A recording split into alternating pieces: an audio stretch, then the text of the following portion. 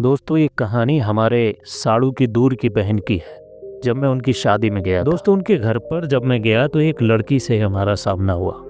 वो देखने में बहुत ही सुंदर थी, लेकिन उसका मन अच्छा नहीं था, क्योंकि वो किसी को भी अपने जाल में फंसाकर मजे लेती थी। दोस्तों मैं तो एक मजाकिया किस्म का आदमी था, हरदम मजाक करता रहता था, कोई भी हो, चाहे वो लड़की हो, औरत हो, कोई भी। और जब मैं मजाक करता था तो मेरे ऊपर लड़कियां फिदा हो जाती। दोस्तों इस कहानी में हम बताएंगे कि साड़ू की जो बहन थी वो किस तरह से हमारे ऊपर फिदा हो गई और किस तरह से हमारे पास आई। तो चलिए दोस्तों कहानी को पूरा सुनाते हैं, वीडियो के अंत तक रहना, बहुत मज़ा आएगा। दोस्तों मई का महीना था, शादी विवाह की लगन चल रही थी। मुझे भी बारात जाने का अवसर मिला। हमारे एक नज़दीकी दोस्त के साड़ू, जिनका नाम राम कुमार था, राम कुमार भाई के घर से बारात जानी थी।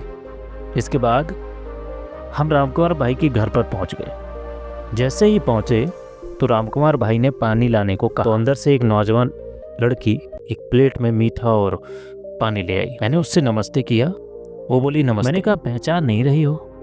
वो औरत बोली क्यों नहीं भला, आपको क्यों नहीं पहचानूं? पिछली बार आप आए थे, हमें याद है। मैंने बिल्कुल सही पहचाना। पानी पीने के बाद वो स्त्री अंदर चली गई। दोस्तों उसके जाने के बाद मैंने राम कुमार से पूछा कि ये कौन है। उन्होंने बताया कि जिस प्रकार से आप आए हैं उसी प्रकार से वो भी आई है। उसका नाम रूबी है, जो दूर के रिश्ते में बहन लगती है। दोस्तों इसके बाद शाम को 6 बजे दूल्हा तैयार हुआ, बारात निकलने की तैयारी होने लगी, डीजे बजने लगा और बहुत सारी तैयारी होने लगी। औरतें डांस करने लगी।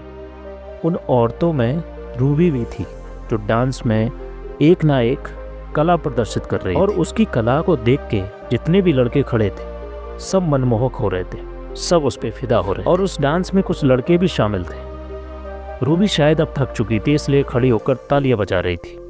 मैं पास खड़े होकर देख रहा था और उस डांस का आनंद ले रहा था। तभी रूबी की निगाहें मुझ पर पड़ी और वो झट से मेरे पास आई और मुझे भी डांस करने के लिए धकेलने लगी। तो मेरा क्या था, मैंने भी मन रखने के लिए कुछ देर तक डांस किया।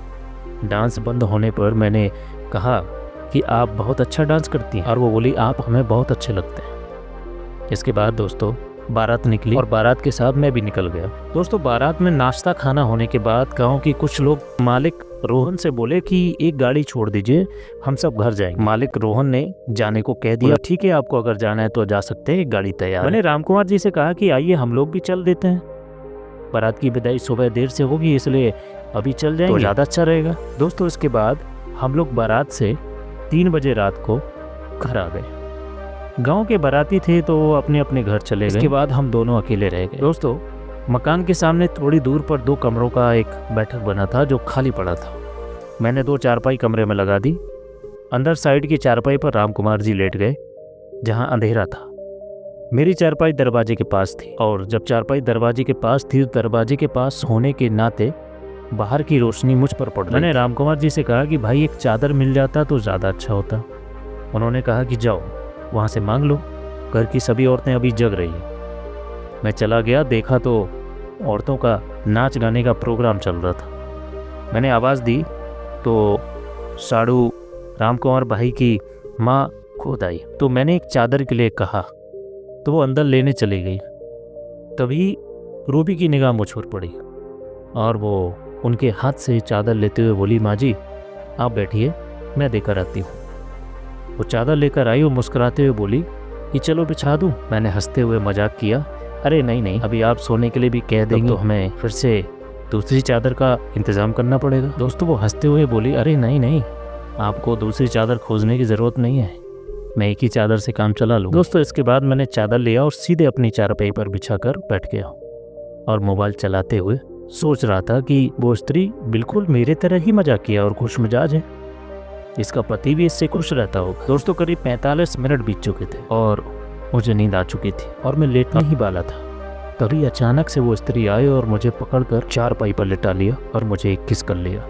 दोस्तों मैं हड़बड़ा गया और बोला कि अरे अरे ये क्या कर रही हो? बोली मैंने कहा था ना कि आप बहुत अच्छे लग रहे हैं। दोस्तों इसके तुरंत बाद जैसे ही मेरी आवाज़ राम कुमार जी ने सुनी तो वो हड़बड़ा कर उठ बैठे और बोले, अरे अरे क्या हुआ, कौन है? उस स्त्री को शायद राम कुमार जी के मौजूद होने का अंदाज़ा भी नहीं था। उनकी आवाज़ पाते ही सन्न सी रह गई और पैर दबाते निकल गई। दोस्तों राहत की सांस लेते हुए मैंने कहा कि मैं तो समझ रहा था कि बड़ी अच्छी है, किंतु ये तो पूरी तरह से गड़बड़ है। मांग में किसी के नाम का सिंदूर पहने हुए से शर्म नहीं आई, लाज नहीं आई? रामकुमार जी बोले, अरे कैसी लाज, उसका पति विदेश में है और वो चरित्रहीन है। उन्होंने कहा, मुझे नहीं पता था कि बात यहाँ तक आ जाएगी, नहीं तो पहले ही बता दिया होता। और वैसे भी तुमको भी चुपचाप मजे ले लेना चाहिए था, आया हुआ मौका गवा दिया।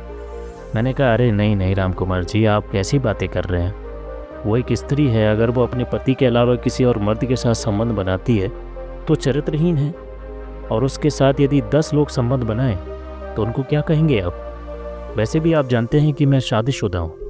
मैं हंसी मजाक तो सबसे कर लेता हूँ, लेकिन इतने नीचे नहीं गिर सकता कि एक चरित्रहीन हो जाऊँ और उसके साथ अपना चरित्र भी गिरा लूँ। और वैसे भी मैं अपनी पत्नी से बहुत प्यार करता हूँ, उसी प्रकार से हमारी पत्नी भी हमसे यही उम्मीद करती है। और एक बात ये जान लीजिए कि एक पत्नी किसी के साथ अपना हर चीज़ साझा कर सकती है, किंतु अपने पति को साझा कभी नहीं कर सकती। तो आपको ये बातें किस हद तक सही लगती हैं, आप कमेंट करके हमें बताएं। और कहानी अगर अच्छी लगी हो तो चैनल को लाइक करें, सब्सक्राइब करें और शेयर करें। धन्यवाद।